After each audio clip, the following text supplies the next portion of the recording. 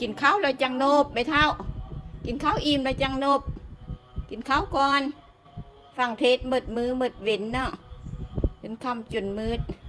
กินข้าวแล้วจังโนบเด้อมื้อนี้นอนเด้อ3 มื้อแล้วมื้อนี้คันบ่นอนมื้อนี้เป็น4 มื้อแหละเทศกะตั้งใจนบเพิ่นเทศเพิ่นอธิษฐานเอาให้พรเจ้าเองนั่นแหละไม่เท่า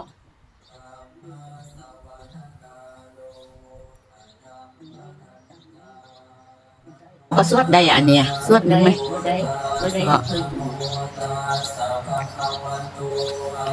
ก็มีเงินชื่อสอนไปคนดูเนี่ยเธอฮะเธอไม่เข้าเด็กคนเป็นเด็กน้อยเนี่ยเป็นอะไรผู้หญิงไล่แกผู้หญิงจะกินกันยังเป็นห่วงลูกห่วงเตาอยู่บ่นี่นะบ่ห่วงแล้วเขามีอยู่มีกินหมดทุกคนแล้วลูกเตาเจ้าน่ะเป็นยาวเป็นเหือนมีอยู่มีกินหมดทุกคนแล้วถ้าให้ห่วงแหละห่วงลูกห่วงเตาไม่เท่าห่วงเจ้าเองหั่น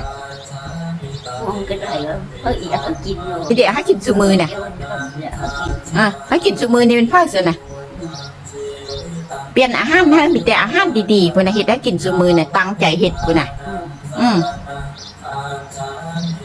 นอนผู้เดียวได้บ่นอนไหมฮะคอยง่ายลงไว้คอยง่ายลงไว้ฮะคอยง่ายลงนะนะคอยง่ายลงหยับไปพื้นข้าไปดิ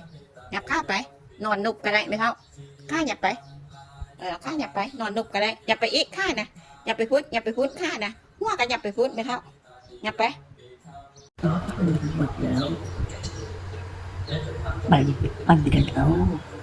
ผู้เล็กผู้น้อยใครจะว่ามีด้วยเขาจับด้วยมีได้เขาจับได้ก็ไม่มีแล้วก็บุรีกันเป็นพี่น้องกันหมดเขาบอกยังเขาบอกยังบอกน้ำผ้าเขาเป็นเงินคำนี่ปั่นอันน่ะนี่หมดไปแล้วเอาบ่เอา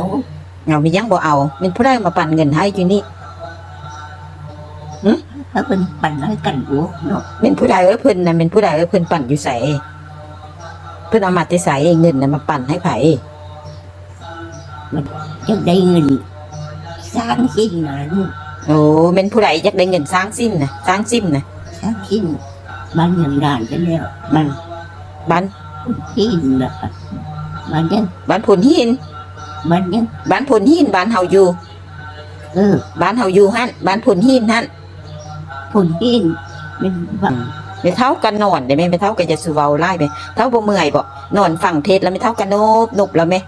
สวดเพิ่นสวดฟังเทศฟังธรรมเนี่ยไม่เท่ากันนอนนบแล้วไหม3 มื้อเลยนี่เป็นนี่นะบ่หลับบ่นอนเว้าอยู่พอสำนี้เป็นเมืองก่อนเงินคำได้ชิ้นมันนะชิ้นใสชิ้นนอกแล้วนอนอย่าสูเว้าไล่บ่หลับบ่นอนเบิ่งตาเป็นบวมเบิดละหั่นน่ะเขาก็กินน้อยๆนึง